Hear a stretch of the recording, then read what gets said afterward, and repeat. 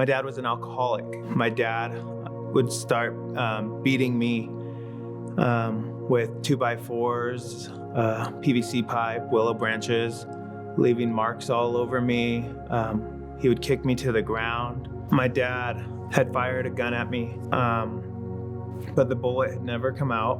When I was about 6 years old, I was approached by an angel and was just told everything would be okay. I remember when me and my siblings were younger, my parents would fight a lot, and they would throw plates and dishes back and forth, glass plates, and they would just shatter, and me and my siblings would run and hide and down the halls or behind furniture and just watch. My dad was an alcoholic, and times would get worse, and he would start disappearing, and he would be drinking out in the garage and just disappearing from the family. And when I was about 6 years old, I was approached by an angel and was just told everything would be okay. And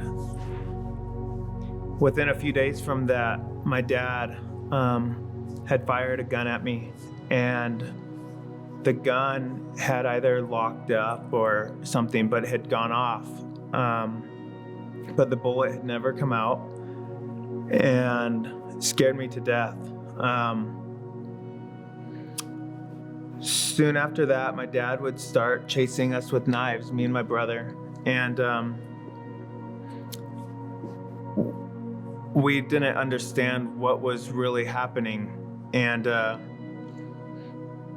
my dad was super abusive.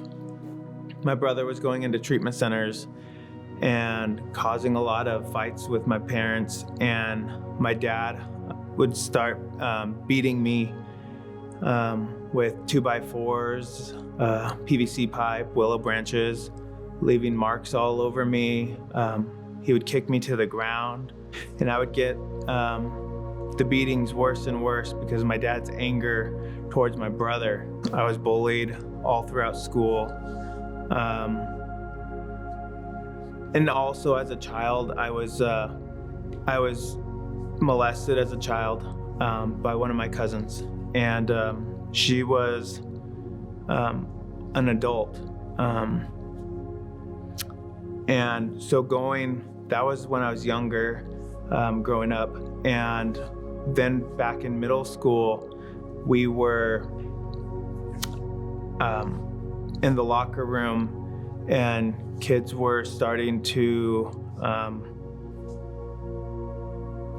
bully me sexually as a joke, and even in the restroom.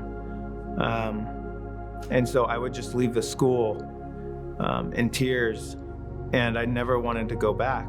In one of my classes, a student was bullying me, and the teacher had started bullying me.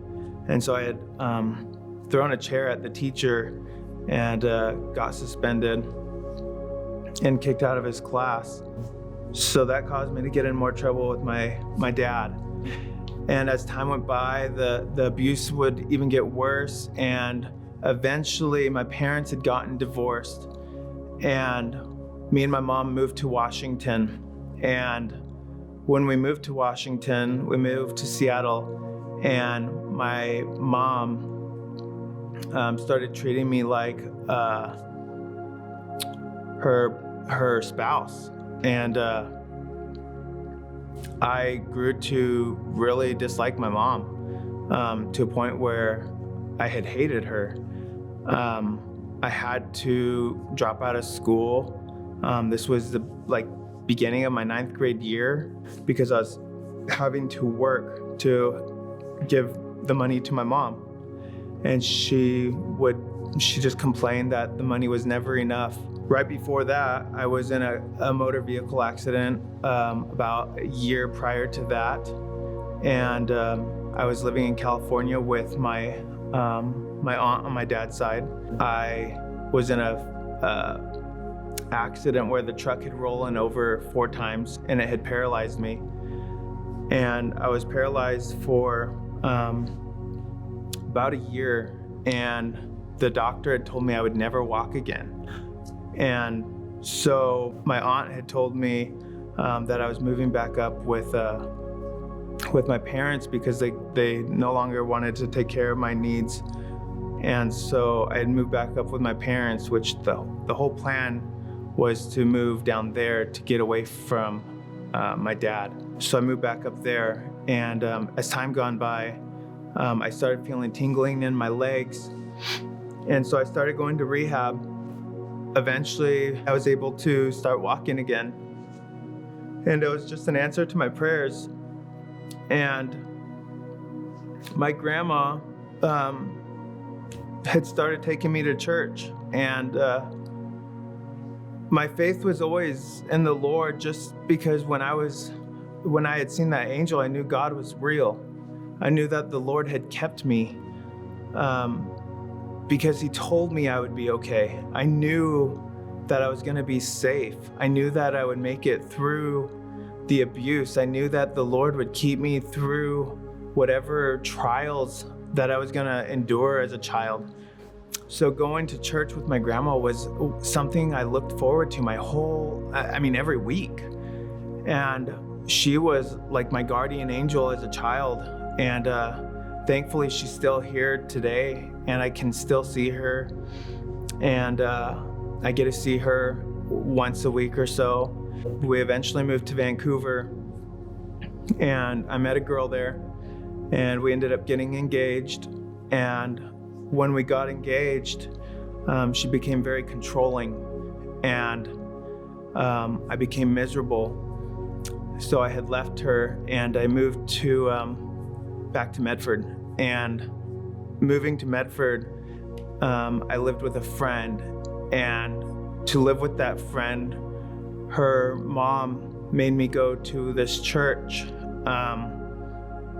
that was a cult, and I agreed to it, and I got stuck in it. I was forced to just drop my family. I wasn't allowed to hang out with friends that weren't a part of that church. I tried to get out. I was in it for almost 8 years, and eventually I was able to get out. Well, once I got out, they tried to destroy my life. But within that church, I was able to find myself in the Lord even deeper. And I realized a lot within myself that there's so much love and mercy in the Lord. And within all of this, I found forgiveness. I found forgiveness within my parents, within my siblings, within my brother, especially within my dad. I have a decent relationship with him today, and my mom. So about 2.5 years ago, my brother and my sister-in-law had lost their children because they are both into drugs, and their kids went into foster care. And I had gotten a call at 5 in the morning when I was on my way to work, and it was DHS. They're like, "We need you to take the kids." And I was like, "Well, how soon does this have to happen?" And they're like, "Today." I was like, "Well, I'm on my way to work and I don't have anything for them." And basically they're like, "Well, you're gonna have to figure it out." So as soon as I come home from work, the kids were at my doorstep, and I didn't know what I was doing. It just happened so quickly, and I became very depressed. I struggled with suicide. My whole life had flipped. I realized within myself that I'm very selfish in a lot of ways within my freedom. And I'll tell you that my kids now that I've had for 2.5 years have changed my life for the better. I wouldn't trade them for the world. They are my life now, and I love them with my whole heart. And now I'm working on adopting them.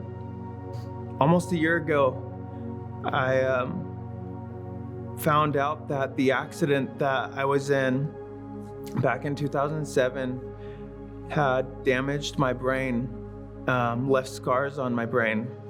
And I started developing some heart issues, which caused my heart to quit pumping enough blood to my brain. And the blood that was supposed to be going to my brain that wasn't caused the scars to start sparking, which caused a seizure disorder. And the seizure disorder disabled me. And so now I lost my job. I had a great job that provided for me and the kids. I lost everything.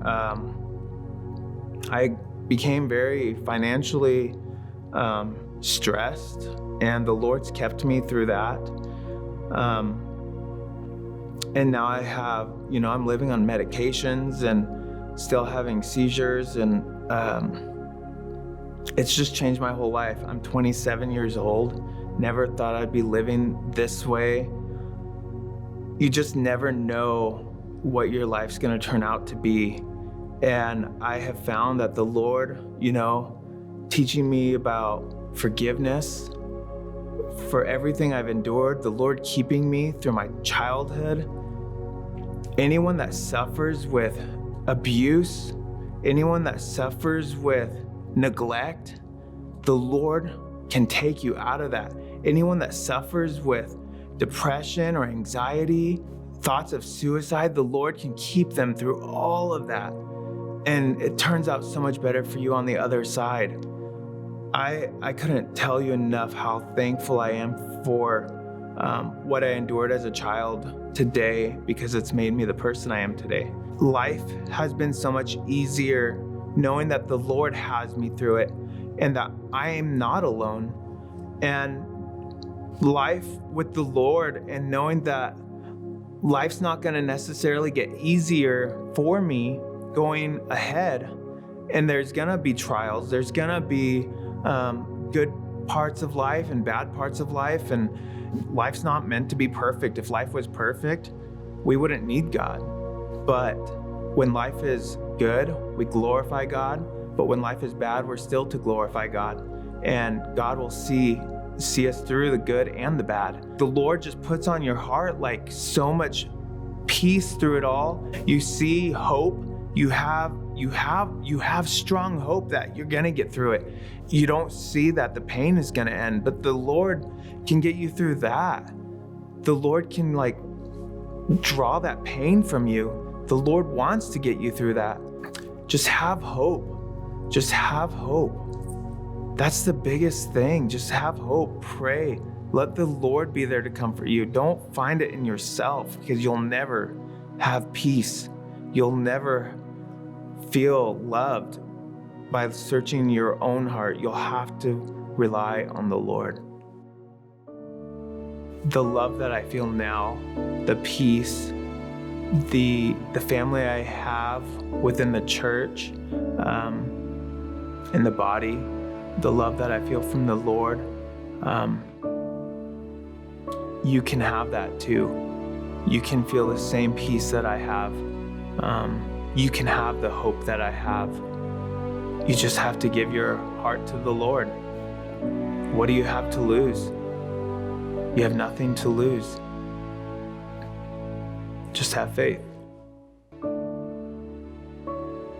My name is Michael Lujano, and this is my story.